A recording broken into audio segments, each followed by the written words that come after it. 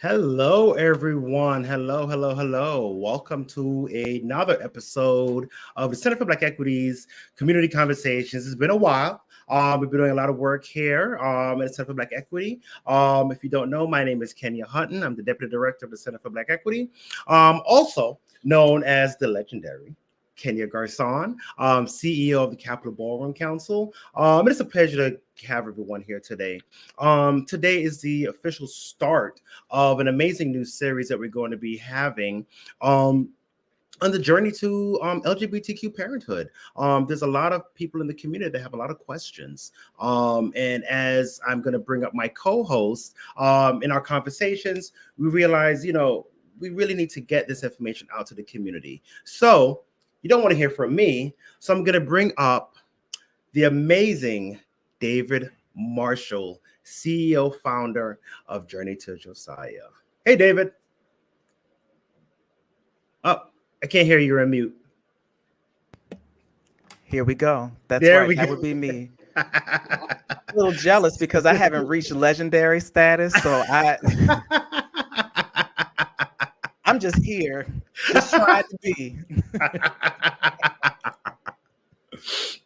Oh my gosh. No, this is great. So tell us a little bit about yourself, David, and your organization. Well, thanks. Well, as Kenya said, I'm David Marshall, founder and CEO of Journey to Josiah Incorporated. And in short, we help members of the 2S LGBTQIA plus community avoid the pitfalls and problems associated with the adoption and fostering process. As many of you may or may not know, there is a lot that kind of weighs against our community as it pertains to adopting and fostering children. I was fortunate and blessed to be able to adopt my son. You can probably see him behind me on the wall, just a little bit of him. That is Josiah. I got him when he was 2 weeks old. He is now 6 years old. And God moved in me to be able to be a blessing to others, just as I was blessed and honored to be able to be Josiah's father. What I'm going to do before we get into tonight's discussion, I'm going to give you all some information, some very important information. So listen closely. You don't have to take any notes, but listen closely. 1 in 35 children in the United States are adopted. It's estimated that there are 391,000 children and youth currently in foster care. 30.4% of youth in foster care identify as LGBTQ+. LGBTQ+ youth are 2.5 times more likely to be in a group home and to face mistreatment.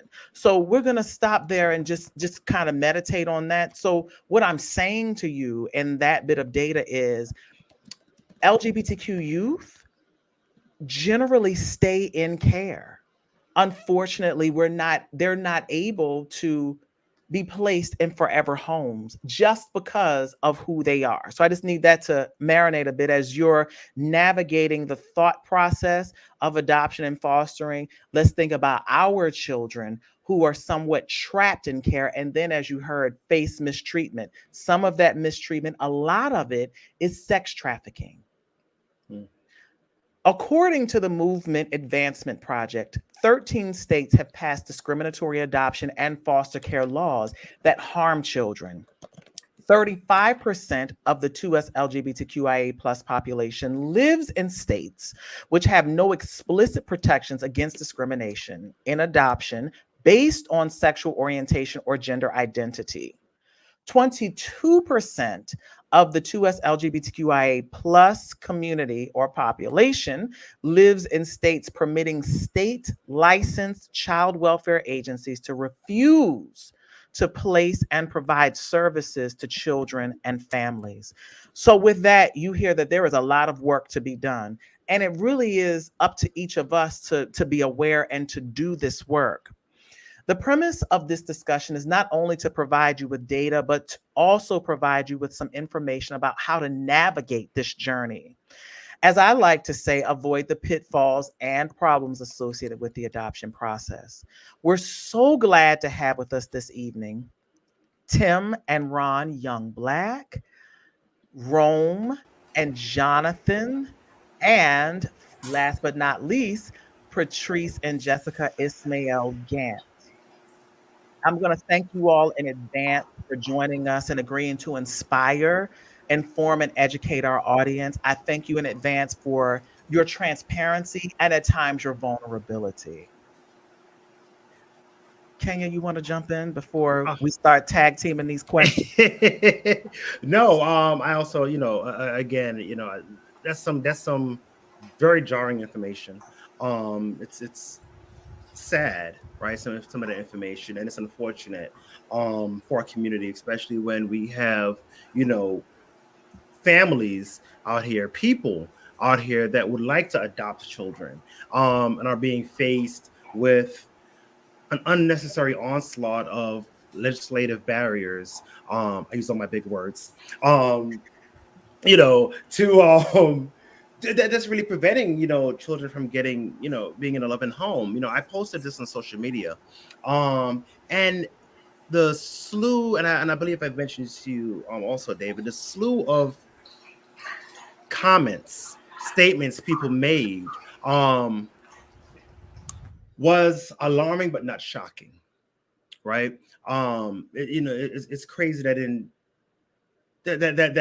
this is the way people think, and people would rather children go out a loving home than let them go to live with a LGBTQ family, and it's ridiculous.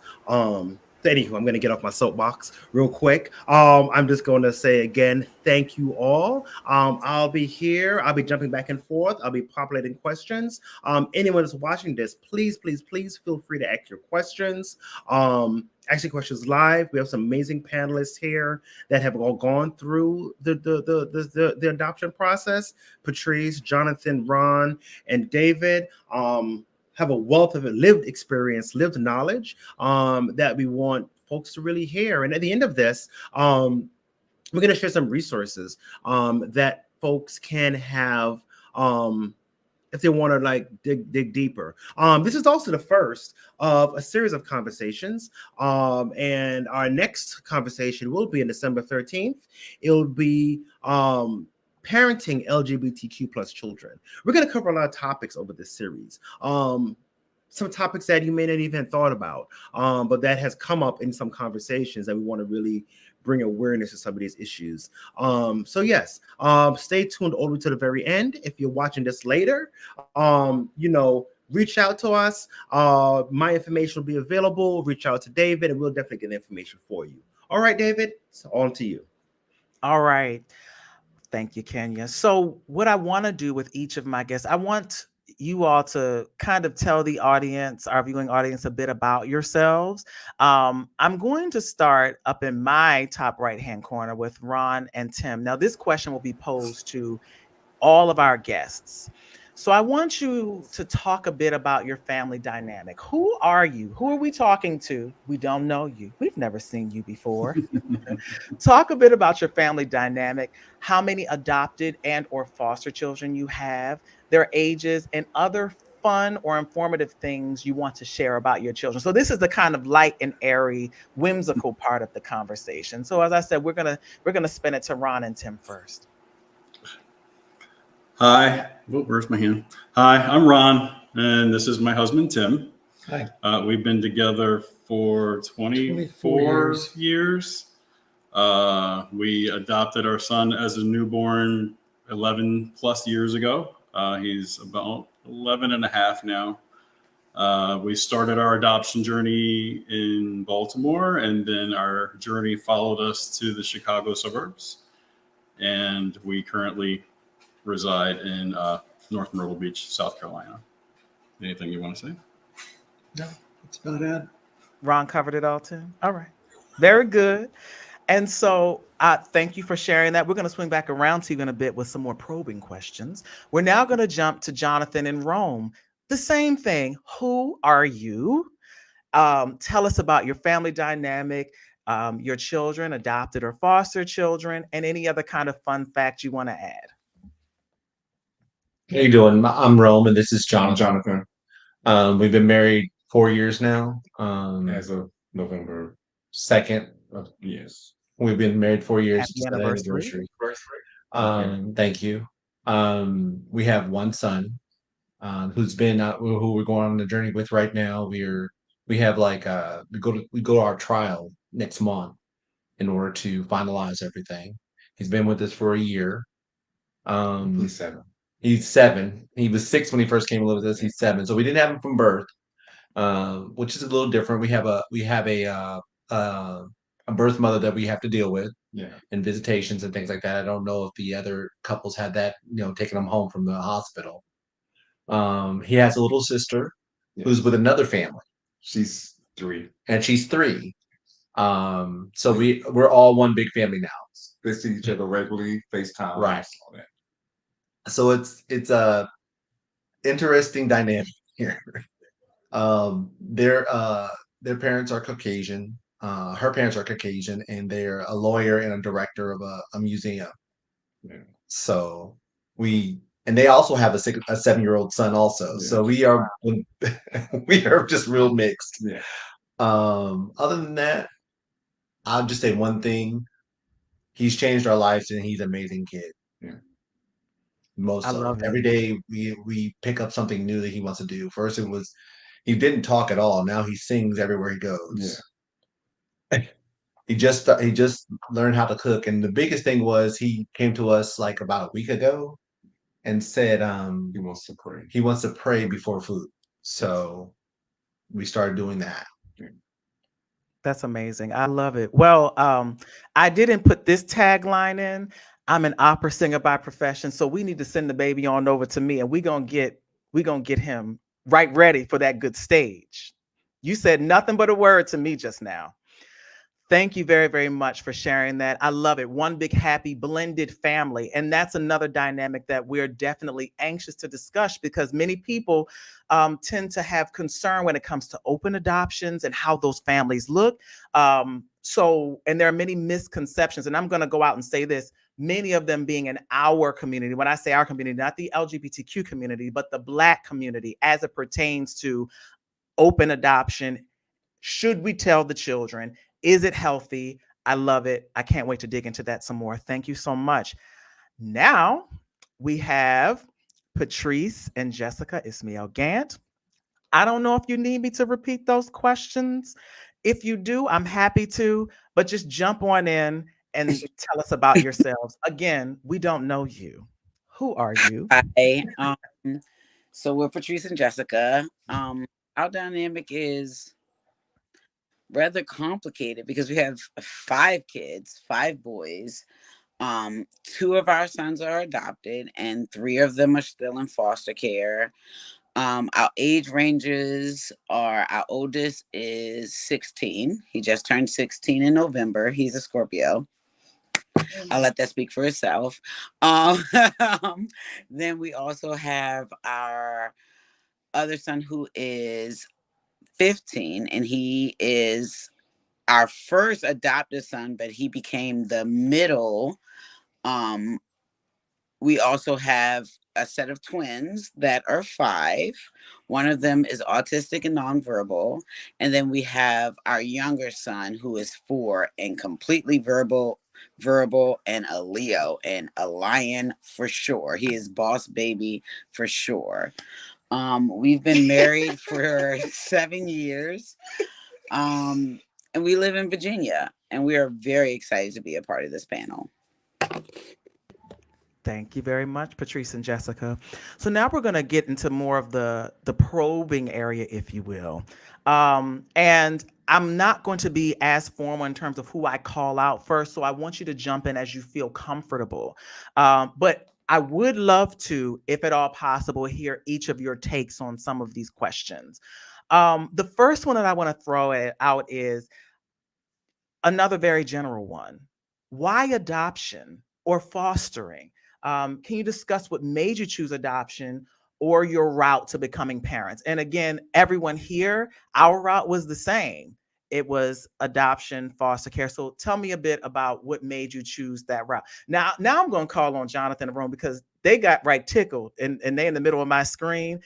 So I need to giggle. So y'all go ahead and unmute. Tell us what happened. I didn't want kids. That's way after that. When we first got together, we first started dating. That was my I don't want kids. Yeah, I didn't want.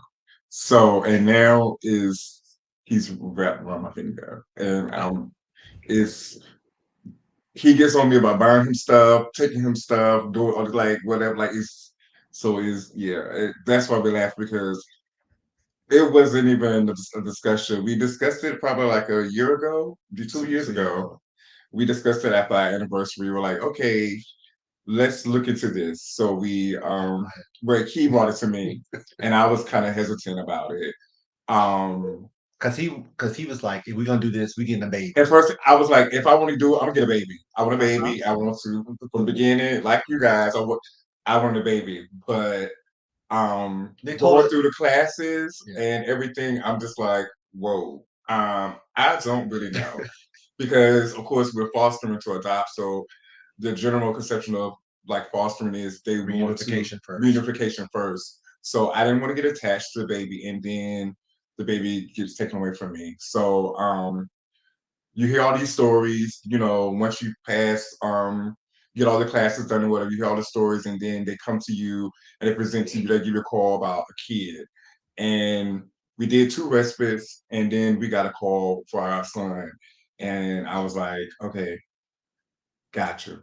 Like so that's why I'm laughing because at first this wasn't even this was it was just me and him supposed to He's simplifying it. The very first child we met was a child of he was curious about his sexuality, and his story and why he came into care was so compelling that he wasn't in the age range that we went. He was a preteen. He 12, just turned 13. Yes, because God bless y'all, Patrice and you, because we had a teenager for 2 days. And and it was so like the first thing he said to us was, that I'm 13 going on 21 is what right, and he didn't know if he was gay or if he was straight, and we were like, okay, we gay, as you know, we 2 men, so we're happy whatever and he says, well, I think he was trying to scare us. He said sometimes I wear women's clothes and makeup and eyelashes, and I'm like, hey, like I got trans sisters. We can bring you up. I can call them over. They can get you together, like because you covered around with me with a bonnet on and sweatpants and Yeezy slides. I'm not doing that. We're not gonna do. If we're gonna do it, we're gonna do it. Okay, we're not half drag. We're gonna give you full geesh. We're gonna be in full drag. So they kind of backed off from it. Yeah, he was like, "Oh, I don't do it, man. Okay, because we'll get you together there. Right. I was gonna really get my sister to come over here and get you together." So I was just more along the lines of, if that's where you want to go, we're supporting you. We're here, which way you want, it's fine. The telltale sign was he came to him first, which everybody always thinks I'm the mean one. He came to him. Can you please? Because Kenya has known me for a long time. Please, can you please? Don't say no comment. Don't make comment. Can you please? And so he went to him. He was like, he needed melatonin to go to sleep. He needed a drink, an alcoholic drink. He just turned 13, like 3 days before we met him. And he wanted that he thought he was going to go out and he needed mace and a taser. and a taser. And we were like, we don't live that lifestyle. I said, baby, if You're I'm not- going that you need a taser and some mace, You're not going. you don't need to go. Right. We're not doing that. So it was hard because he was just there for the weekend. That was actually the first 5 hours. He was just there for the weekend. And so my husband and I looked at each other about, it was like Monday, because it's hard to tell a child that has lost their family. Yeah. Unfortunately, they witnessed their mom killed in front of them. And so it was hard for us. We looked at him and we looked at each other and said, the story is triggering, but we just can't do this. This is not for us. So we had to say no to him. I couldn't. And that was very hard. Which he didn't want. He said no to us because we were too strict, and he wasn't feeling it. So it was a no across the board. Right. When the social worker was like, you can stay with them for like 2 more days, he went upstairs. He said no. He ran upstairs, grabbed his stuff, and walked out the door. Didn't even say bye. Didn't say bye. The social worker was mad because he had no place to put him. Yeah. So and the social worker was actually gay also. Yeah. So it was a weird dynamic at first, but that was our first experience as foster parents. Yeah. But it was really hard. I know I had difficulties saying no, that this child is not right for us. But the thing was, by saying no, we were blessed. Yeah. And sometimes, you have to go through that hard decisions because you want it so much. You have to go through that hard decision. It's like, this is not right for me. Yeah, if it's not gonna be right for you and the child, definitely not. Right. Yeah, it's definitely. So that's one of the biggest. That was one of the biggest first hurdles. I mean, is that we will all have good hearts. We want to be parents. We want to help a child, but sometimes we're not the ones to help them. We have to be able to say no. Yeah. That is one of the hardest in the world to say. And I just applaud you for saying that, because it takes something to know that it just don't mesh. It just don't work right. It's just not what it is. We had a similar story before our adopted kids. We had a 16-year-old that we were going to adopt. We had a girl, but I'm not even going to focus on that. I'm going to talk about, we had a 16-year-old and we were very close to adoption. It was 2 years in. We went through the pandemic together. And I know that a lot of people don't talk about the pandemic, but pandemic and foster care was a big thing because, depending on your placement, you were stuck with some kids and you didn't even know who they were. So we got our son that we did adopt. And we got another son at 16 because he's still my son. It does not matter. Once you come here, you're my son. So regardless of what happened. And we got both of them, and then we got locked down within 2 weeks of placement, and the other within 3 weeks. One, we were unable to adopt because it just so much happened, from contact to their family to being around, just the things that were already ingrained in them that you're actually bringing into your household. It's a big thing because their whole family, their whole life, when you have a kid that's older, everything that they've been taught comes with them. Their energy, their life, their attachment, their reactive attachment, their emotions, all that comes with them into your household. And if you have other kids, that's coming into them too. And so it takes a lot to really know that it's not meshing. And it takes the parent to say it, because sometimes the kid might not say it. And sometimes the kids agree. Like, we struggle with saying no to him. He was 16 and he said, no, I don't want to be adopted. I just want to be treated like a foster kid. I just want to go. I want to go to a group home. I want to finish school and I want to do everything. We had laid the foundation through the pandemic to make sure that he was good. But it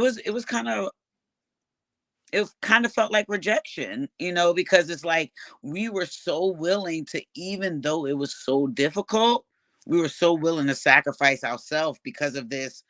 idea that this kid was placed there. We didn't want them to feel abandoned by us like they did their parent. And that was a big, big, big thing for us. We never wanted to create more trauma.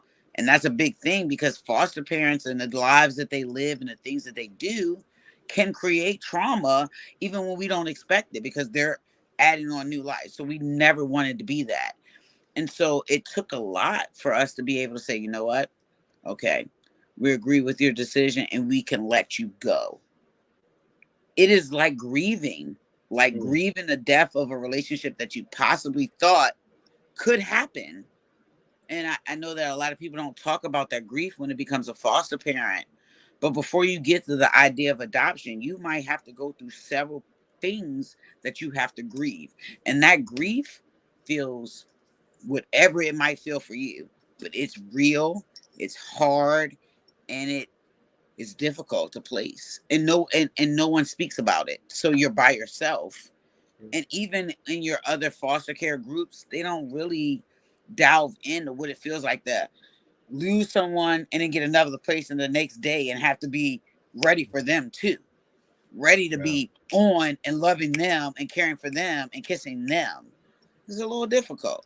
So I applaud you for just acknowledging that. Before we go over to Ron and Tim, I want to thank you all for both bringing that up because that's a topic that I don't think David and I have even talked about, like the rejection piece and that grieving piece. What I'm hearing you all say is that there's no resources for you all as foster parents to go through that. It's almost like you have to just like go from one and go to the other without like proper grief, right? And I couldn't imagine what that's like. I think that a lot of foster care agencies are focused on maintaining placement and making sure that the kids and the youth are great. That I think that they struggle with maintaining the mental health of their resource parents. You know, I am a resource, but sometimes I'm depleted. I just be real. Yeah, no. And also they don't want to address that because they don't want to scare you off. Yeah. It's a very small, especially let's be real, us in our community. Yeah. We don't, it's not a lot of us that adopt. As far as black, LGBT it's very few. Onyx quiet. And the harder part is the idea is that they don't want to tell you those things. And also they can't tell you those things because each situation is different. Each person is different. How I handle grief is different from everyone else there. We live together and we handle it differently. Right. So they can't really give you a resource. I found the most solace and information was I did a lot of support groups with other foster parents and I still do to this day. And that was better than any resource that CFSA has been able to give me. Thank you. The person that is our backup was somebody I was in class with instead of those people that you picked as family members that were going to be, or that friend that's known you for 20 years. It was actually somebody I went to class with. We went to class with, and we became family.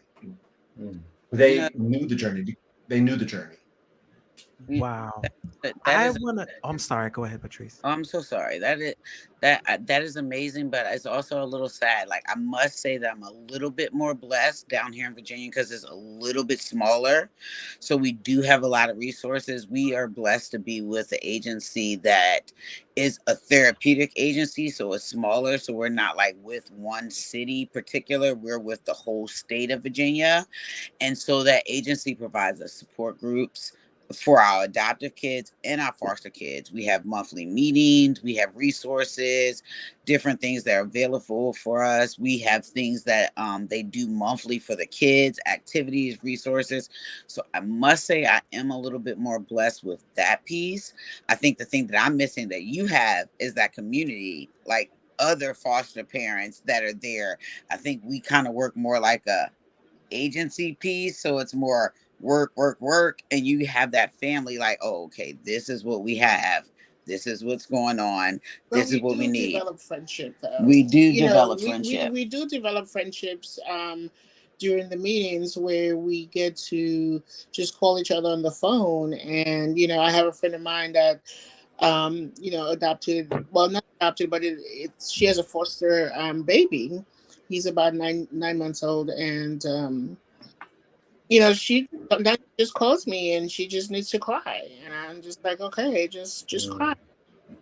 And, you know, and we are able to talk to each other frankly about what's going on in our lives, what we're feeling. It's not like we have a social worker, like, you know, behind us. You know, we can just be free to feel and talk about what's going on in our lives with our kids. Because a lot of times we don't really talk about the attachment portion of what it feels like, because we're already so excited and so happy and so excited to have this kid in our home, but we have to be able to attach to them and they have to be able to attach to us. Yeah. Can I press pause in just that second, because we're going, I want to dig into that, and you both, Jonathan, Patrice, you all have given us some terminology that we do need to go back and define, because I know that Jonathan made mention of respite. I think that was what you, and then you talked about therapeutic, Patrice. So these are terms that we want to go back and define. Prior to us going back and defining those terms, first, let me say thank you already, because you all have already jumped way into the way ahead. I mean, y'all are in it, but that's wonderful, because this is all information that we want to dig into, and we're going to go back and ask some other questions based on what you four have shared. What I want to do is I want to also get Ron and Tim in here, because I'm sure you all have a different layer, different dynamic to add. I'm not even going to ask the question. Just jump right on. Give us what you want to give us. Well, Jonathan, I was in the same boat that you were. I was like, God made me gay for a reason, and it's obvious I am not to have kids. And along comes me. Yeah. I'd like to have a family. So, yeah, and to speak on the other things you guys were talking about, I didn't even have to have a child in our home. Once I heard their story and their background, and then I was told that they were going back to their family, I actually got depressed right then. I was going to say, if you're talking about attachment. Yeah, it kills me to hear a kid's story where they're going back to two parents that have been drug addicts over and over and over again, and always told, well, we're going to clean up our act. They clean it up one week, and the next week they're doing it again. And they're just handing the kids back. And I'm like, what situation is that kid going back to? And right there, doctors had to put me on drugs because I immediately got depressed. That, you know, over and over again, we heard stories of, we got close to one adoption working with our lawyer, and we were going to go down and meet the girl and meet her daughter. Her daughter was 8 years old at the time, I think. I think she was six. And before we even got in the car, the lawyer calls and goes, "Don't come down." She gave her to a friend. And I'm like, how do you give up your kid? How do you just hand your child to a friend because her boyfriend didn't want her around? And so I can't handle that. Let me back up and say, so we fostered some kittens for PetSmart or Petco. And the lady comes to our home to retrieve the kittens and take them to the store so they can be adopted out. This one decides. I have the church finger. You started with the kittens. Hey, all right, that's fine. My first adoptee was my cat when I lived in New York. I'm done. No, go ahead. Well, these weren't supposed to be adopted by us. They came to pick them up, and I said, they're siblings. They're siblings. You can't split them up. They're kittens, just like puppies. They get split up and go to different homes all the time. So I said one or none. I was fine with none because we did our job as foster parents. We adopted 3 kittens in addition to 2 other cats that we had. And so that made 5 cats total and 3 dogs in a very small 2-bedroom home in Baltimore. So needless to say, one more dog, we would have needed a kennel license. Fast forward to, we actually started the adoption process, DCFS, I don't know who it was in Baltimore. We got cold. Well, I don't think we got cold feet. We went through the training class. We finished it, and I think we both just kind of got cold feet, so we didn't really pursue anything forward. Right. What I can tell everybody is, don't use the excuse of we don't have enough money, or we can't support a child, because once that child is in your house, you find a way to support that child. But that was our first time going through DSS. It was me in the background going, okay, I'm running all the figures going, nope, we can't afford it. Nope, we can't afford it. And that gave us the cold feet that, yeah, okay, we can't afford it. We don't have the extra money in the budget. You find it. It's 11 years later, and I'm still finding money to buy goofy electronics that the kid needs, or this kid needs, sitting beside me, my other child. So we did go through the process the second time. We got further. We got to the point of the home study. The caseworker came out, questioned us about the house being built in the 50s and the possibility of lead paint on the doors. And she asked if we would be able to commit to a minimum 6-month time period that the court process would take. And with his job and being in the training program, we were kind of like a military family. He could get the call, and then we would be in another state within a couple weeks. And ironically, that's what happened the next month. So we told her no, we couldn't commit. Moved to Illinois. A friend from Baltimore reached out. But she wanted us to do respite care. Right. And we were concerned about having. Can you all define, I'm sorry, this is a term that Jonathan uses. So can you define respite for our audience? I used to work at a group home for the mentally ill. And respite care meant if the family wanted to go on vacation somewhere, but they didn't want to take their mentally ill child with them, they would come to me at the group home for the weekend, for the week, whatever the vacation was, and they would stay with me. And it's the same with foster care. It's normally the family that has them in care is going away. Normally foster care, you can't take the child across state lines. So the child has to go to some other home while they go on vacation. And I refuse to do that, because in my mind, if the child is in my home, that child is mine. That child goes wherever I go. And if I'm going on vacation to Disney World, that foster child is going to Disney World with me. That's the way I feel, that they're not something separate. And I'm not about to send someone, oh, you can't go to Disney World with us because you're just here on foster care. No, it to me, that doesn't work that way. So the idea that I'm not going to have my child go to respite care with someone that they don't know or see on a regular basis either. Yeah, going with a complete stranger. They go with a complete stranger, that somebody they met once or twice. No, I'm good. Yeah, We'll figure it. Well, now there's documentation. At least here, you can do documentation. You get the approval of the bio parent to take the child wherever you would like to go. Because his sister is about to go to Mexico and on the 18th. So the amazing thing is this wonderful act that was passed is called the Normalcy Act. And this act allows you to be able to allow your foster kid to be normal. The things that a normal kid could do, your kid should do.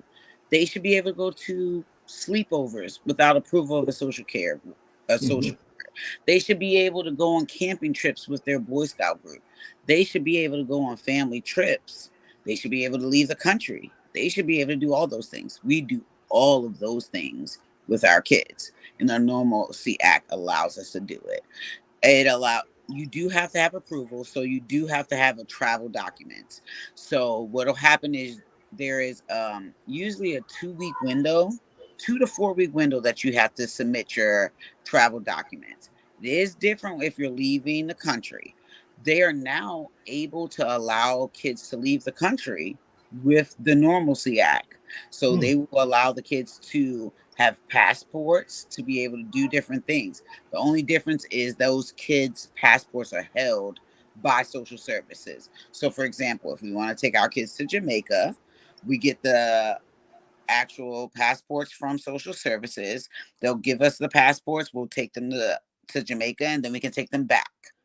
If we want to travel within the state, we get travel documents that say this is where we're going, this is the address we'll be in, this is the time we'll be there. Okay. Wow. Okay, so I wanted to say, go ahead. If that's okay, I wanted to say something about the respite. And the respite is, I mean, the Normalcy Act is like super important. Like that's like a major thing, right? But respite is also for you as parents. Respite is to give you a break. Respite is like, I am going on a date and I need someone to watch the kids, or I have an emergency out of town and I can't take the kids with me. But the one thing that we do when we do respite is we never send our kids to a stranger's house without first meeting them and our children meeting them and our children spending time with them, where they get to see where they're going to be, they get to see the room they're going to sleep in, and they know that they can call us at any time, and they already know that we're going to call them. So it's just, having that, it's kind of like having a babysitter, but somebody that that they feel comfortable, that you feel comfortable with. So I think when you become an adoptee, or you want to become an adoptee, you want to know, hey, that there is support out there for me. I don't always have to take the kids. Sometimes me and my husband, or me and my wife, we need a break, and it's okay. And respite in foster care and respite in adoption are still options. So you can have what is called community respite, which allows you to have respite within your support group for kids that are adopted. And you are able to use those things. For example, we are therapeutic foster parents. So we do respite within our therapeutic family, which is what our does therapeutic mean? Huh? That was one of the terms. Tell us what that means. So therapeutic means a child that requires extra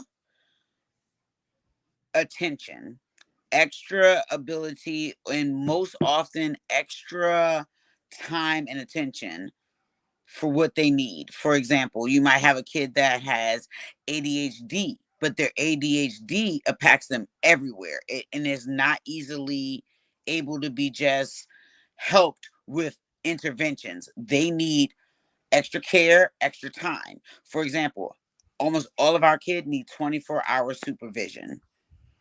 24-hour supervision, which means you're on as a parent 24 hours a day, 7 days a week. You are watching them. You're making sure, because they come with behaviors that impede them. But within that, almost every therapeutic foster care placement comes with what's called case management. So you get a case manager that comes in the house that teaches you how to communicate, how to work with, how to imply interventions that's going to help that kid grow. We've been blessed. Our youngest kid that is now 15, we got when he was 8. We've had interventions since he was 8. And we're going to have interventions until he's 18 to be able to help him be successful, because of the trauma that he received between 1 to 5 was so great that if not addressed, he would have a very difficult future. And so our job as a therapeutic foster parent is to address it always, 24 hours a day, 7 days a week, to always think therapeutically for our kid, which is very difficult because most times as a parent, you're reactive. You do the things that you know what to do, how you were parented. Therapeutic means you have to learn a whole nother style. You have to have trauma-based teaching, trauma-based thought process, trauma-based communication, and trauma-based validation, because you have to validate them so that their trauma is no longer valid. That's a big thing. And most often, I can tell you as the parents, it's a stress. It's a stress. And it's also very difficult because it sometimes triggers you. It triggers you and the things that you've went through. Thank I, you. But I applaud you for that, because that is very tough. Because I know, like for me, at the group home, after 3 years, I was burnt, and I had to get out because I knew that it was either the clients or me. So I applaud you for that, because that's hard to deal with 24/7. And thank you and for thank you. explaining the other reasons that families or foster care families utilize respite care, because I guess I've only heard the side that Tim has gone through, but knowing that sometimes foster parents do just need a mental health break or whatever kind of break.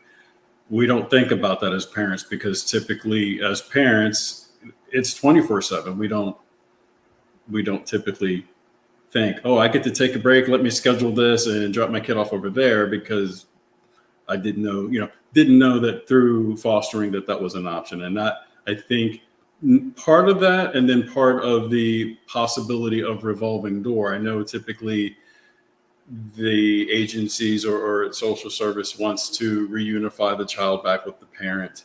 That doesn't help us when we want to adopt. I understand giving children a home so hopefully their family can work things out, but that's why we steered away from, we were originally fostered to adopt, and the more and more we heard that it could possibly be a revolving door, and the situation of us being so open to, at the time, accepting any child, it just made us a little bit more afraid. So that's why we switched over to just adopting only, and then we actually chose to just do private adoption via word of mouth. And I wanted to comment on Damien's comment. Damien from Facebook had said something earlier about, I forgot now. So sorry. It left my brain. It might be up here on the screen now. Yeah. About respite. That was also a fear that we would be put in that situation that he was in, that we would just constantly be getting respite care, or we would not get any adoption opportunities, but told that they were.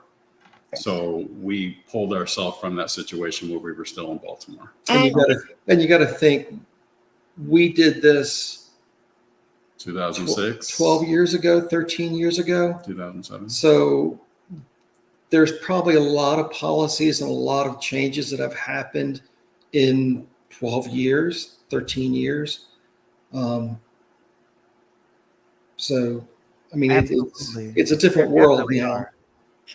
What I want to do, I want to segue just a little bit. Now, what I can appreciate is that we've definitely gotten a lot. We've got a masterclass, again, I'll say, in the world of foster care and how that works. As our audience can hear, there are many layers, many layers.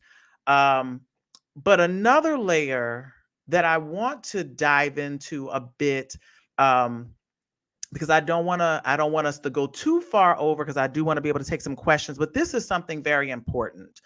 I want to know if during your process, and when I say your process, meaning your process to foster, your process to adopt, if any of you all experienced any sort of pushback. So as we talked about in the earlier part of the data that I gave, we know that there are 13 states in the United States of America that allow for discrimination based on sexual identity, orientation, and I left out one, religion.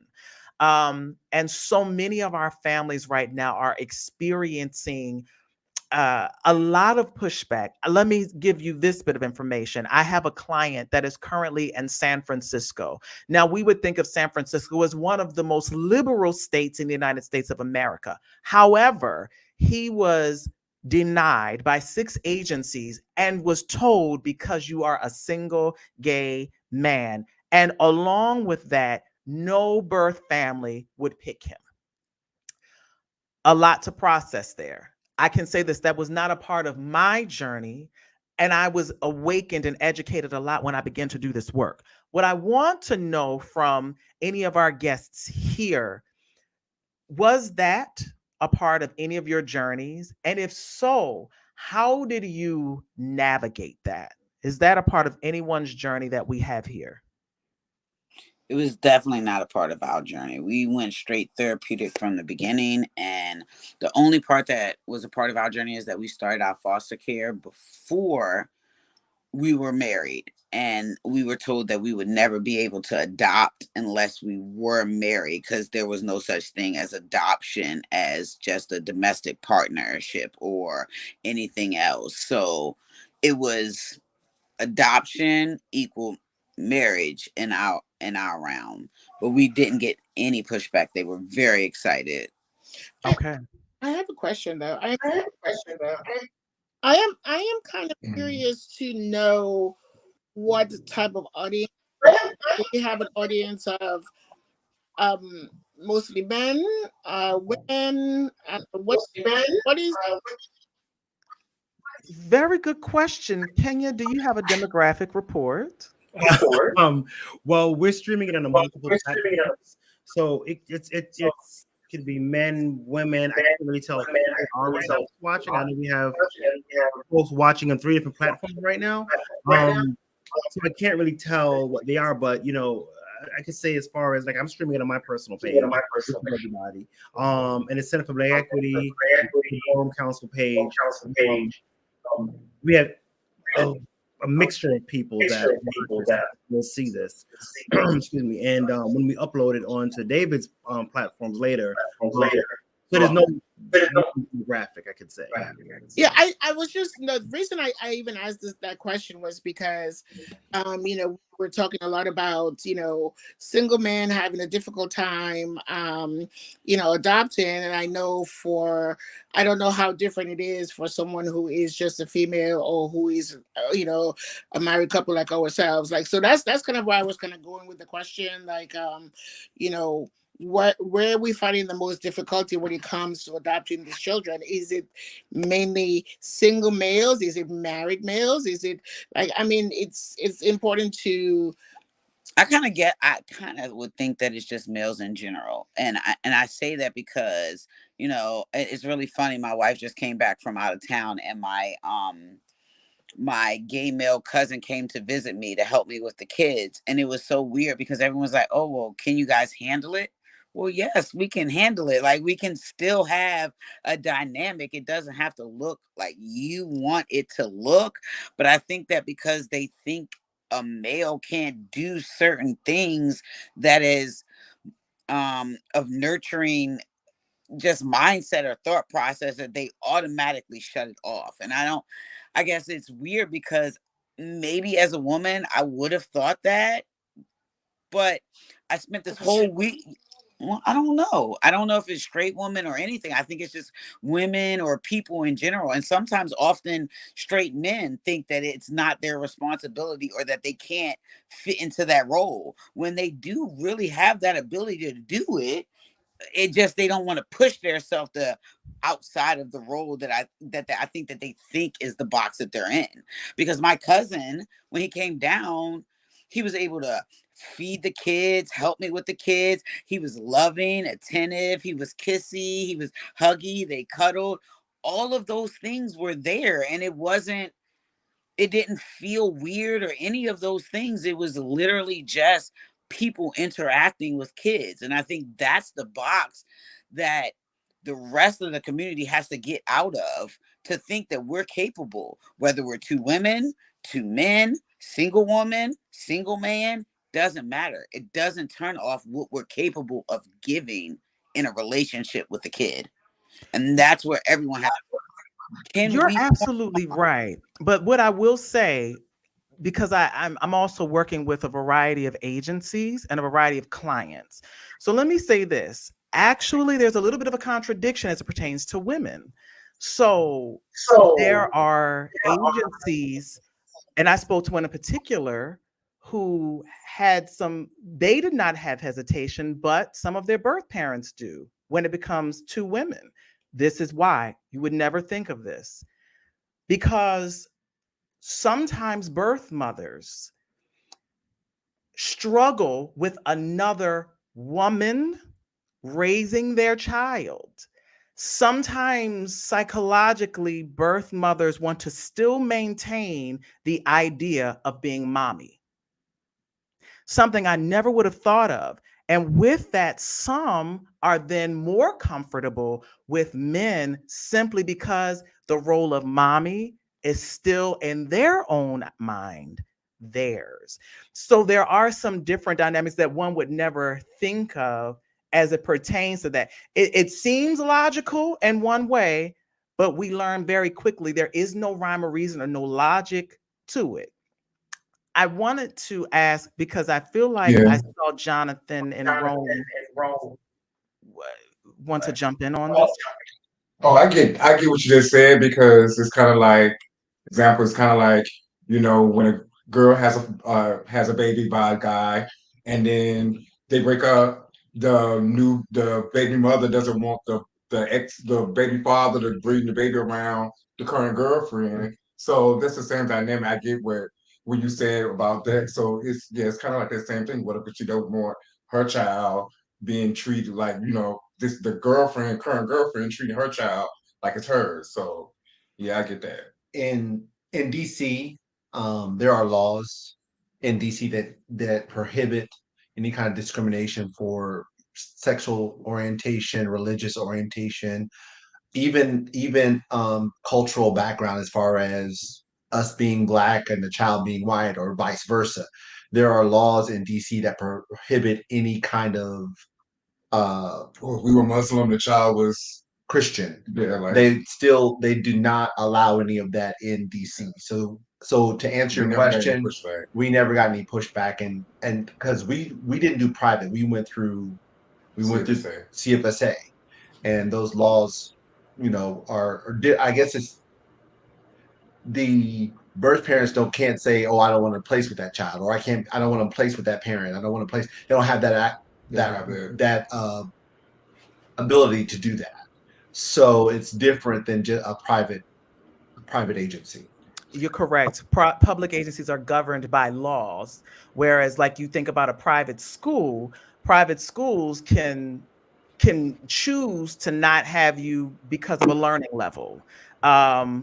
They can do different things than any kind of public entity can do. So you're very correct in that. What I do want to say, and this is just because I have my own personal knowledge of this, I need Ron and Tim to chime in this area, because your experience was clearly very different. Can you go back and tell us, when you were here in Baltimore, where I'm sitting right now, looking out at the wonderful stadium out my office window, tell me what you were told in the very beginning of your process. Don't worry, I was going to backtrack. When we were, I guess, going through DCFS and doing the fostering to adopt process, we were told that as a gay male couple, well, I'll elaborate. As a gay male couple, we could not adopt a girl. We could only adopt. We could not adopt or foster a girl. We could only adopt or foster a boy. Even if we were single men seeking to adopt or foster, we could only adopt a boy. We could not adopt a girl. So I chose to go ahead and get into a debate about that. I'm like, if you are worried about sexual abuse, why would you make that choice? We want to adopt one of each, adopt to foster, We would like to have a boy and a girl that would be the perfect little family for us. And they're like, it can't happen. A woman going through them as well could only adopt or foster a girl, not a boy.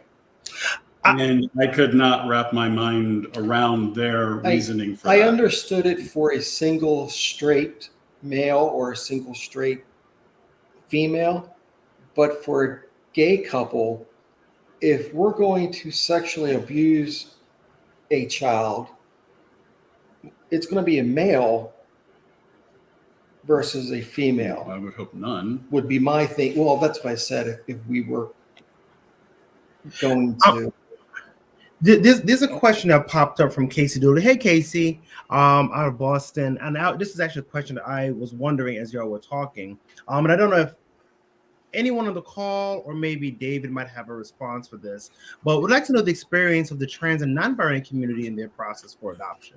Because I'm hearing everything that you all both are talking about, and I'm wondering about the trans and non-binary community. What are their experiences like? I don't know if anyone on the call can speak to that or have any. Yeah. I mean, Casey, I can tell you one thing. It's finding an agency that'll deal with you.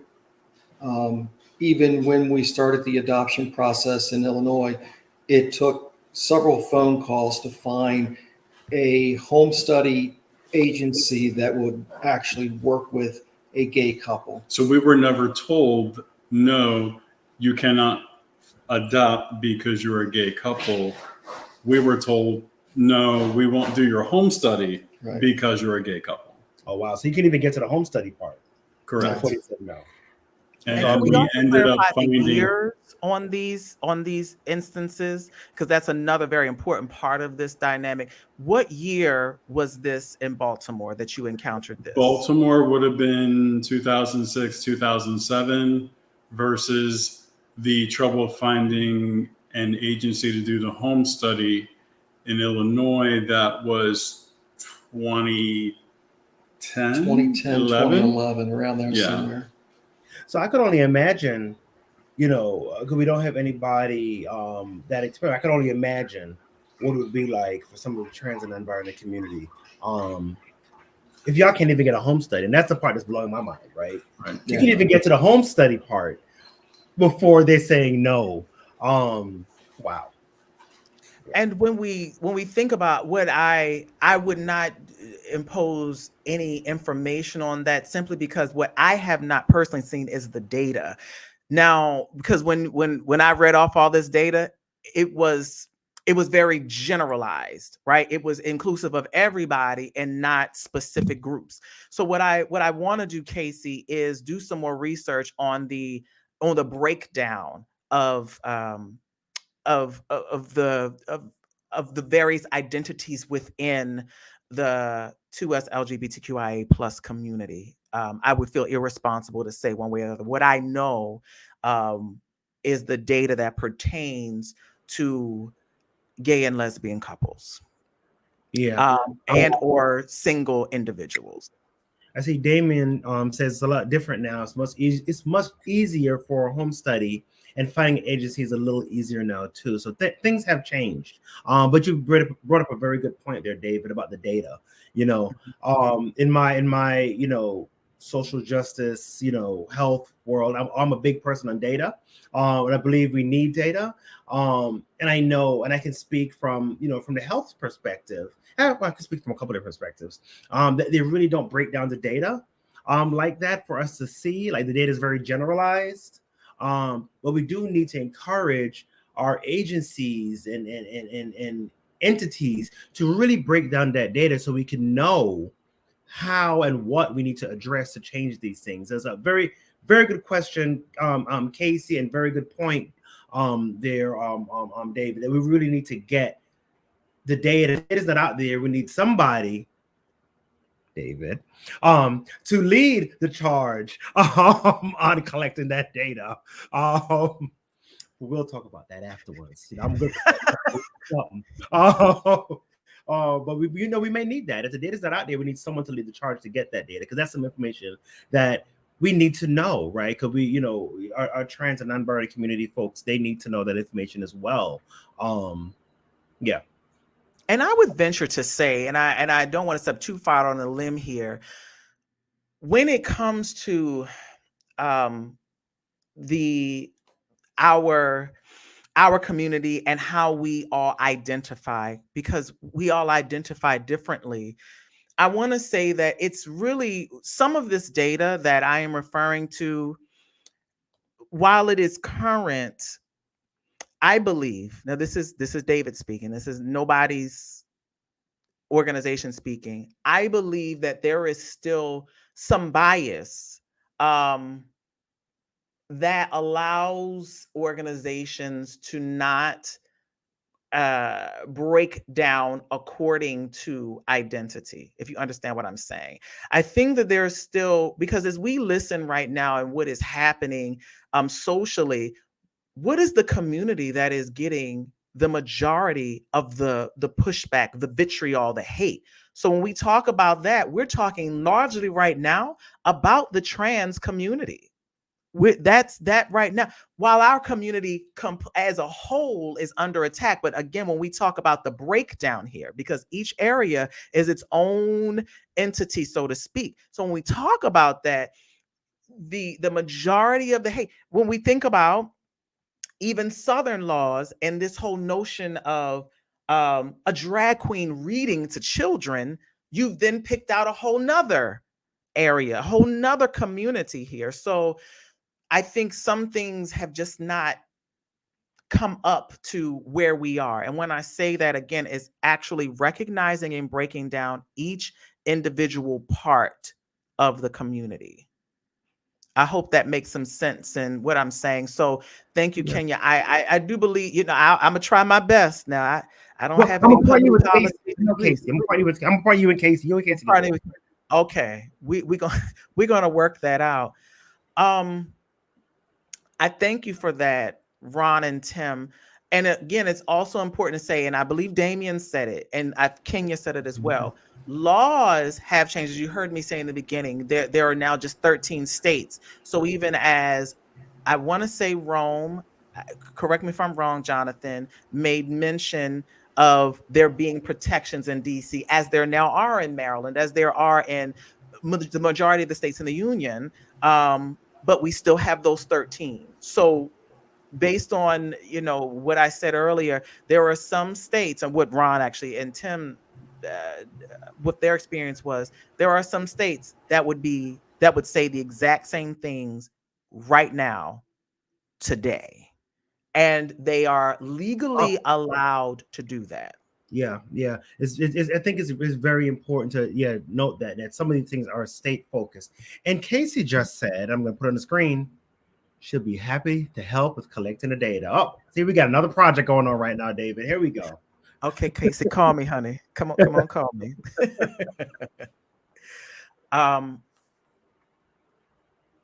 Are there any other? I just want to kind of make this general. Are there any other experiences that any of you have encountered, or are there? Let me ask you this. This is another one of those questions, because this had actually applied to me in the beginning. In the beginning, I had a little bit of fear before I started the process.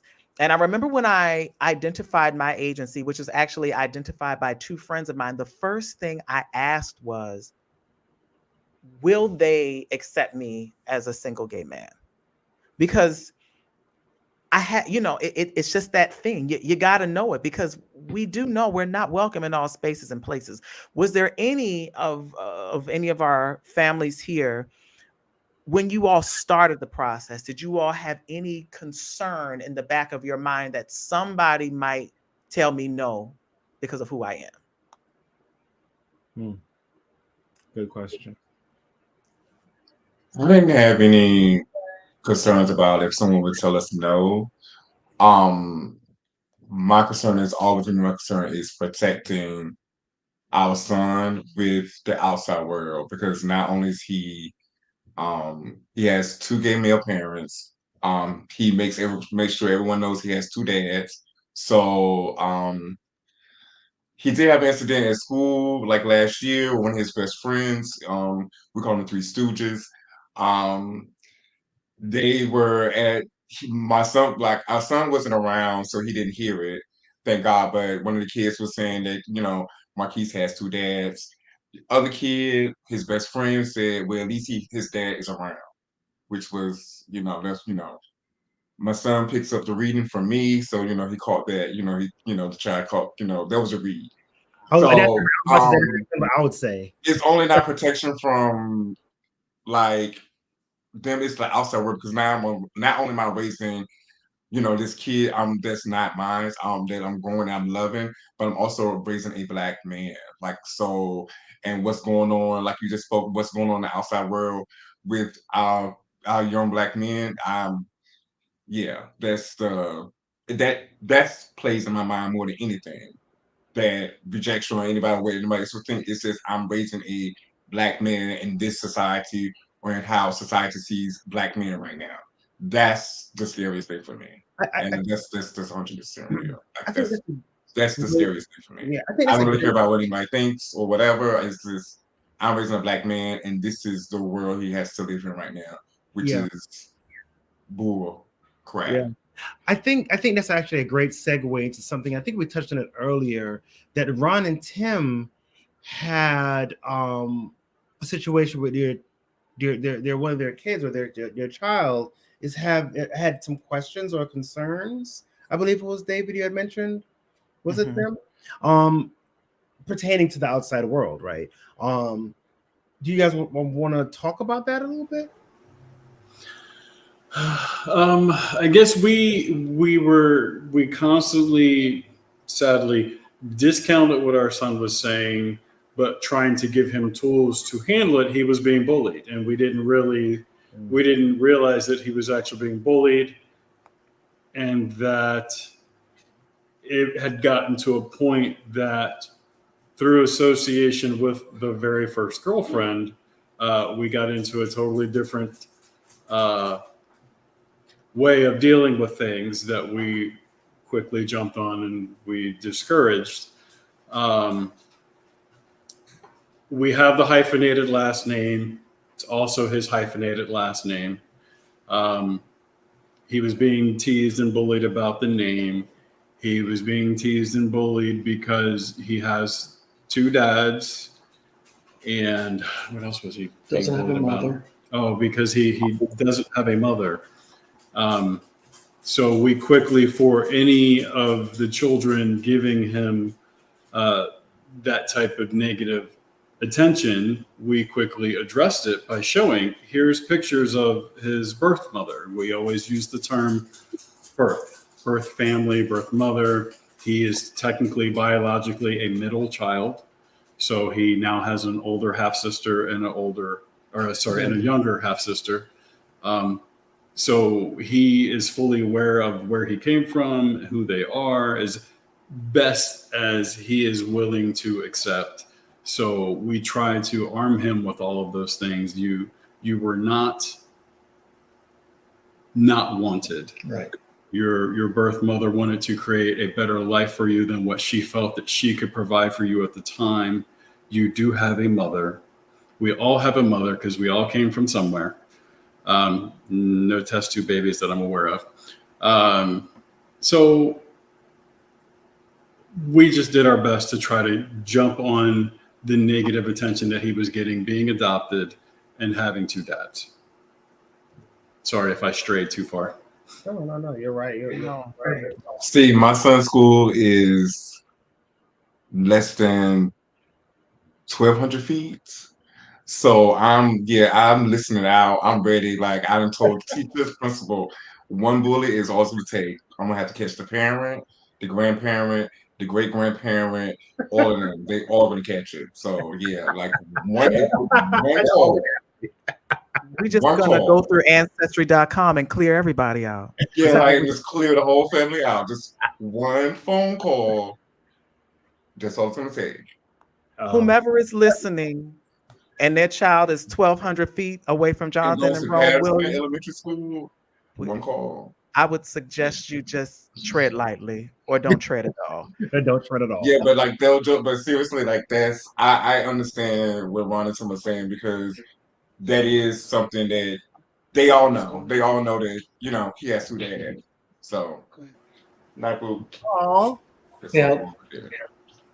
Now you have to wait till they are 11 and they've dealt with all the bullying at school about having two dads, and you go to the first day of school orientation and you get looked at it and you're asked, can one of you stay in the car? So that's new for us. That was new for us. Because we went through a period of time over the summer of I love you, but I wish one of you was a mom.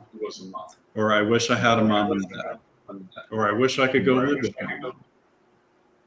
So that we have been dealing with this particular year. So that has come up in his figuring out where he is in being an adopted child. Okay. And let's also give context to that versus where Jonathan and Rome live. Ron and Tim live in South Carolina. Mm-hmm. These areas make a big difference in how our children are going to be received, we'll say. I don't know. Now, Patrice and Jessica are in Virginia. That's y'all still in the South. Can you, well, technically so am I in Maryland, but it's not as far south. But Patrice, or I mean, Jessica, I'm sorry, I'm looking right at Jessica saying Patrice. Jessica, tell me your experience with that, if any experience at all. You're on mute, baby. Experience with the kids, like in what way? Like you have older children, and so you had 16, 15. Wait a minute, Zane is 14. So have you, so let me ask you this, based on Ron and Tim have had this experience with with can you stay in the car? Can you do have your children had any of these kinds of experiences? Listen, we deal with it all the time. They want a daddy. They want a daddy. They want a daddy. There's that the little kids like, who's a daddy? Now I'm Maddie Daddy. So it is a lot because I don't even know how to be a Maddie Daddy. I don't even like screws and all that stuff. Like, and so it's very difficult. But like they have these expectations of what they want us to be. They have these roles that they think we are supposed to fit into. Because that's what they see on TV. Yeah, they see it on TV. So our younger kids are very Coco Melon driven. So everything that they see on Coco Melon, that's what they expect us to be. Our older kids are a little different. I'm be honest, our older kids try to act like they're our daddy. They want to tell us what to do. Yeah. They want to tell us where we're going. Yeah. They don't like it when people look at us. We go out in the street. Like if I have on something that they don't like or our body looks a little too form-fitting, they want to correct our clothes. Like they're a little different. They are very possessive of, I don't know if possessive is the best word because that sounds wrong, but they're very protective and vocal about their desires of what the role they want us to be. And because they're teenagers, I think they're trying to figure out exactly how to convey that to us. And so it's a struggle trying to figure out how to be a mom and allow them to be young men as well. But and in school, let me say something, like in school, kids are mean. Like they're just bullies and they're mean. And because the kids are excited, or the first day of school, the teacher says, oh, tell me about you and your family. And they say, oh, well, we have two moms. And then of course, throughout the years, someone has to say something to my child about, oh, well, that's why you have two moms, and that's why your daddy's not here, and blah blah blah. They make them feel so awful, and so they're constantly triggered at school, and it's very upsetting. And I'm very much like you up here. I don't know. I don't remember your name. I can't see because Jonathan. You know, like I'm like down the street from the school. Like, don't come from a kid now. Don't come. I'm coming for you. I'm coming for all of you. Your mommy, your daddy, your sister, your uncle, your brother. Like, I'm coming for all y'all. Like, don't come from a kid. So. And I know personally that y'all fight. So there you go.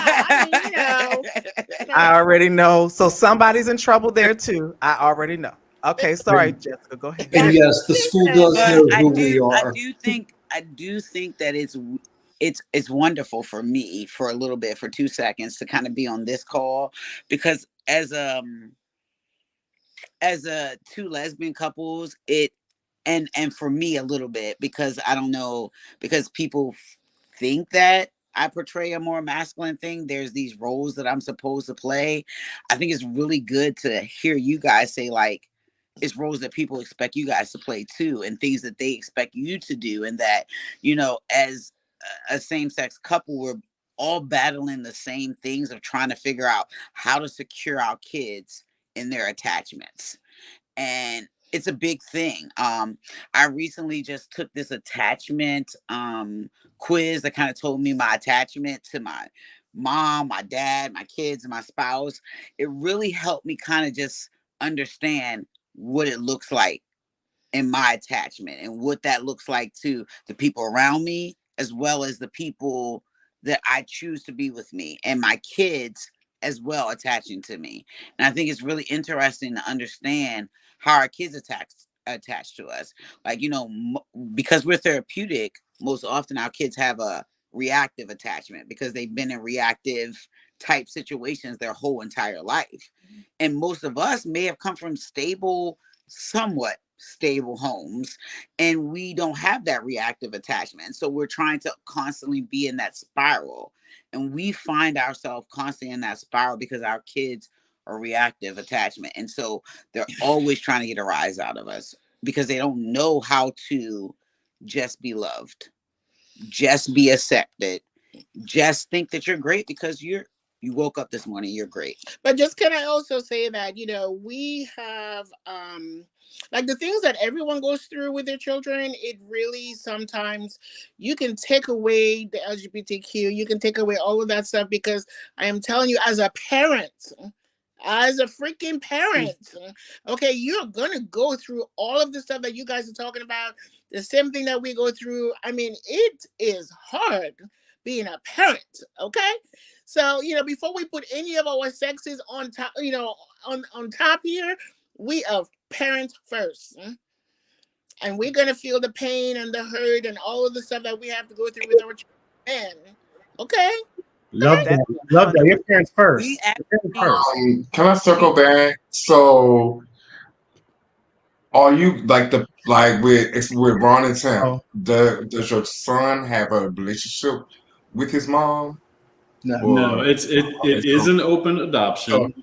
Okay, so that's different from us because she was in Illinois. She's now in a neighboring state. Birth grandmother is still in Illinois, but we moved down here when he was 3. Okay. So she has recently reached out stating that she would. Oh, I'm sorry. Go ahead. Yeah, I saw he sees his mom once a week. Gotcha. He sees her she would like to establish communication with him now. More so, also, I think she wants the siblings to know who he is, because when he was born, the older half sister knew him as a different name. And then we stopped. It was the whole situation ended up being word of mouth through our church. They had actually started attending our church. It was an open, reconciling LGBTQ, etc. church. It got to the point that the birth grandmom was trying to be grandmom number 1. And Tim felt like us going to church was like supervised visitation for them, whereas birth mom was fine having the back seat, watching him grow. Birth grandmother wanted to be active grandmother, so we left that church and found a different one in our town that wasn't 40 minutes away. So that started the divide with the older half sister knowing her younger half brother. And then, like I said, then we moved down here when he was 3. And at that point, we had met the new younger half sister. So they're all 3 years apart. Okay. Wow. And, Oh, and yeah. our He sees his mom once a week, and the supervised business with currently right now is with just us. So it's either with me or Rome and um the other doctor, his sister's adopted parents. They'll bring her so she can see all the kids together. The dynamic's kind of different right now because she never she never raised him. He was raised first. His grandmother had custody of him. Then the grandmother's girlfriend had custody of him. So after that, the uncle had custody of him. So long story, grandmother died, had a heart attack. He was there in front of him. He died. It died in front of him in the living room. He was there. Then the grandmother's girlfriend took him.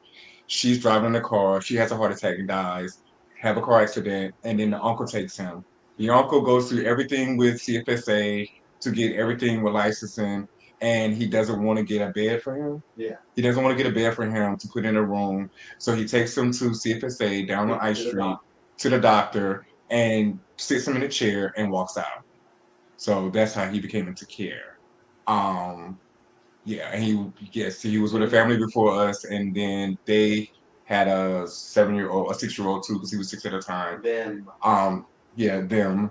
Um, they had a child that was non-binary. There was 6, so it was it was an issue where you could. It's crazy because every other foster parent that interacted with this family, we saw it, but every family we met after that, we saw the dynamic was the father really wanted to bond with our son. The mother could care less. And she definitely treated him like like a foster child, like a Cinderella story. She definitely treated him like that. But the father really got a bond with him and really, even when he came over, he texts, he reaches out, still texts or whatever to see how he's doing. The mother can care less because she had no interest in either fostering or adopting him. So she has shows no interest or whatever. But that's kind of like the dynamic for our story, or whatever. So um a lot of stuff a lot of families going through with the parents and all. We kind of she's had special detour, and yeah, and the mother Does has your son have that oh. fear with the way that he came to be in the system and in your care? Does your son have that fear that something's going to happen to you guys? No, so we talk. He's like, well, no. So a little tad bit of me. I'm on the bilateral lung transplant list. So I've been hospitalized a couple of times or whatever. So his mind kind of sometimes thinks, oh, dad's going to the hospital. Is he coming back? Um, just like I just got listed like 2 weeks ago. So when I got the call, of course I'm crying, and he's like, "Why are you crying?" Like he just happened to be in a room, and I'm like, happy. I'm getting a lung transplant. I'm not telling him lung transplant. I'm just like, dad is going to, when dad's going to get fixed, when he goes to the hospital sometimes or whatever, then, this time he's going to go and he's going to get fixed so he won't have to, do his treatments anymore because he knows about the treatment. So, because he sees me doing them. So he's like, so I'm like, so I don't have to do treatments anymore, or anything. And he's like, oh, okay. Sometimes you think you're talking to us. You got to remember you talk to a 7-year-old because Right. he has his responses. And when he says, you're like, is he 30? Like, it's just, it's weird with him. Like, even when the first time he went into the hospital, yeah, when he was with us, he flat out told us, "No, I'm not going to the hospital." Do you want to go? He's like, "No, I don't want to go." So, then I end up going to the hospital. I ended up being hospitalized like 3 times on the summer, and not until the last time he was like, "Okay, I'm come." And it was not. We're not going to push you. We're not going to force you. He said he didn't want to come, but he would FaceTime me. He would call me. But going to the hospital was a no, and we knew that it was a trigger because of what his uncle did. So it's like, and that he's seen his grandmother. So it's like, okay, we're not gonna do. And this is another thing you have to do as foster parents. You have to know their triggers, what their trauma that they've had, as a kid. Your trauma can be on their trauma, can add more trauma to them. So you have to think about all of those things when you're fostering, when you adopt. and your own personal triggers.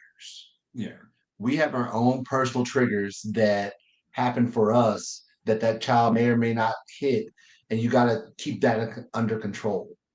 You know, very Because I have no relationship with my mom. It's been over 25 years. So I can't, and then I see his relationship with his mom in the direction it's going because she has special needs. So she doesn't focus on Yeah. she doesn't focus on men at all.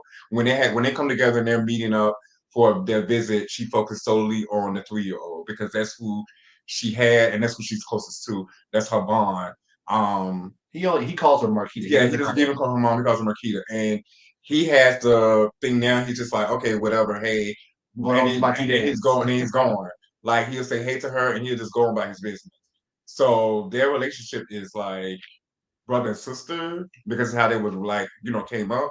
It wasn't like, oh, that's your mom or whatever. So it's like, hey, Marquita, or he tells her what to do. Like, Marquita, you're not supposed to do that because she has developmental delay. So he's kind of smarter than her. So he tells her what she should do.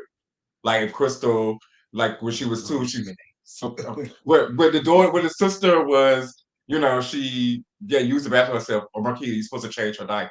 He's telling her, that. So Wow. So let me we done fed the people today. Yes. First, I have to thank you all. As our listeners know, we were navigating the world, but you know what, as lived experience is a huge factor here. These are the necessary kinds of conversations. Yeah. So while one may have seen a topic and a headline, this is real life. This is real life for adoptive children, foster children, and we have to be very, very aware of the dynamics, the varying levels. There are a lot, and as you have heard from each of our guests, you need to walk in very, very informed.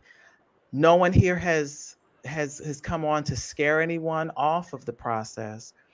What you should take away is that there are many children who are in need of loving homes, who need parents that will love them no matter what, that will protect them no matter what.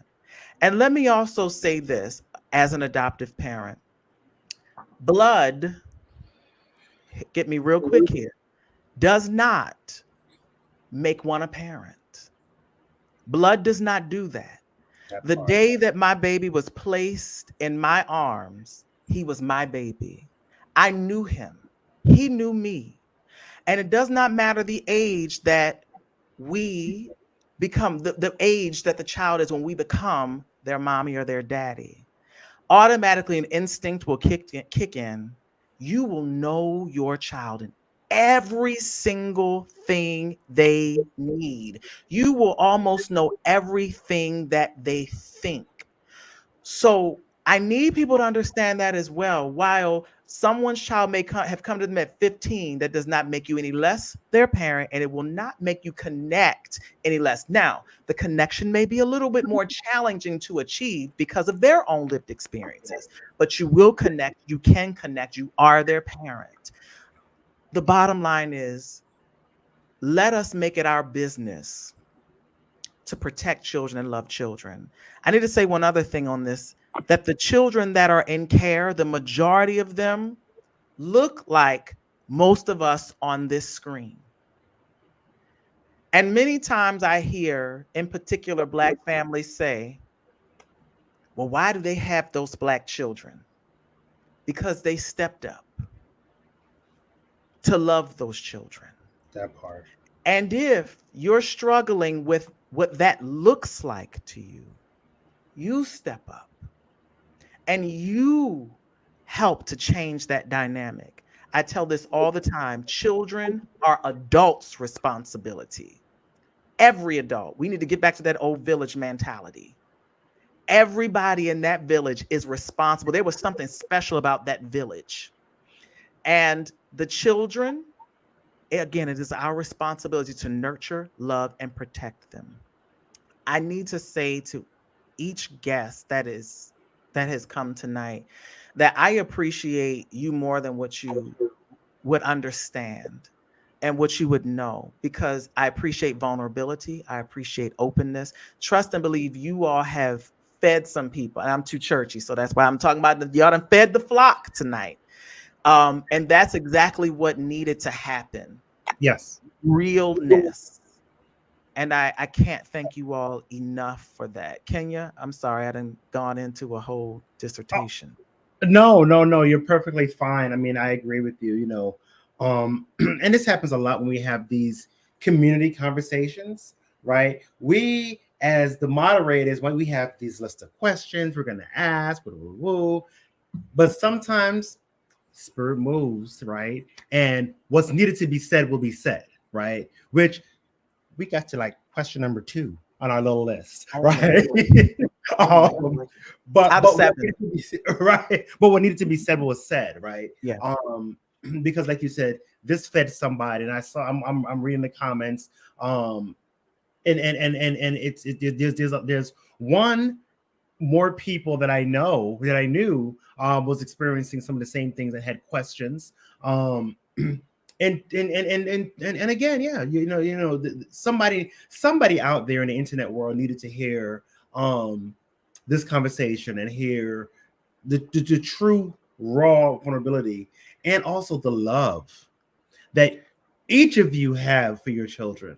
Like it's abundantly clear that you all love your children in the various stages that you are in your journey to parenthood, and it's just been amazing to me as someone that does not have a child, has not done adoption yet, but it is something I'm thinking about, and I've talked to David about this, to hear how you all automatically like stepped up, and like was said earlier, you become that parent, right? You become that parent.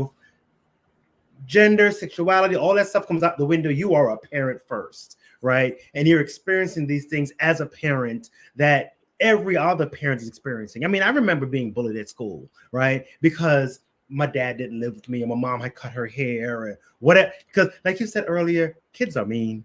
Kids are just mean. I had a mean streak in me. Kids are mean. Kids are mean, right? And there's experiences that children are going to have regardless of what the family structure looks like. And it's important, and I started off by saying it's that, the child has a loving home, regardless, whether it's one parent, two parents, parents are the same gender, parents are whatever.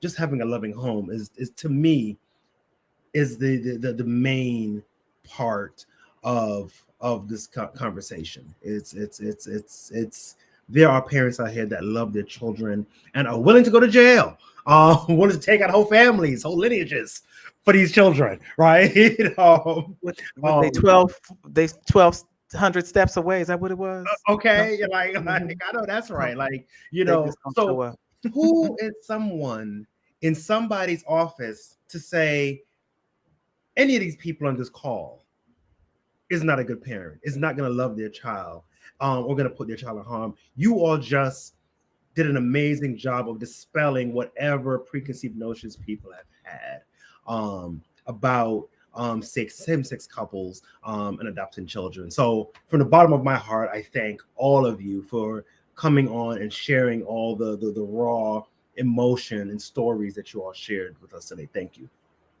And we do, as everyone, we said in the beginning, and we're going to say it again, this is an ongoing series. It's going to be monthly. The goal is to wrap, if we ever wrap, this time next year, November of 2024. Yes. There are many different areas we're going to tap into. And again, it's our goal to help somebody. What I will say is our next one is in December 13th. As you all saw, parenting LGBTQ plus children, something you don't want to miss. In January, parenting as an LGBTQ plus parent. Now, we done heard some things from the parents on here because we went to we probably done already skipped over a few situations and then jumped into January, and that's fine because you might see them again. Who knows? I can't tell you that. They might need to come back and talk about that. So we have that in January. In February, challenging anti-LGBTQ plus legislation. A very important, necessary thing. We'll have some guests that are in the fight right now that have written legislation. You need to know that there is legislation on the books. Many of us in our community don't even know that it exists. Right. You got to know it so you can know what to call your congressman right today and tell them to fix this, because you don't work for them, they work for us, but they just don't know it yet while they're busy fighting. But I'm not going to talk about that. That's not what we're here to talk about. So, and then we will have family formation discussion. So we will have people that are discussing surrogacy, that are discussing IVF, obviously adoption, fostering, but there are many roads to parenthood. So we want to make you aware of all of those roads. So please follow Center for Black Equality, Journey to Josiah, so you can hear or see when we've got our next discussion. And also on this, I'm putting in a little plug. I'm so sorry, but some families here, and I'm trying to recruit another, Jonathan and Rome Williams, are going to be also guests on the Journey to Josiah podcast. So there are some things that we're going to dig even more into. Y'all heard some stuff tonight, but there are some other things, other spaces and places we're going into. So that announcement, I will say that is coming January 2024. Follow Journey to Josiah so you can see exactly when that rollout is. But 3 of these families on here, not just 2, are going to be guests, and they're going to talk some more about this. Okay, so there's a lot happening. So please follow Center for Black Equality. Please follow Journey to Josiah. We're here to change the world. Yes, absolutely. Thank 2 you Black all. faces at a time. Thank you all again so much. We're going to share some resources for anyone that would like some of the information on the next screen. Again, thank you all. I look forward to work with you all again. Until next time and next month, be safe.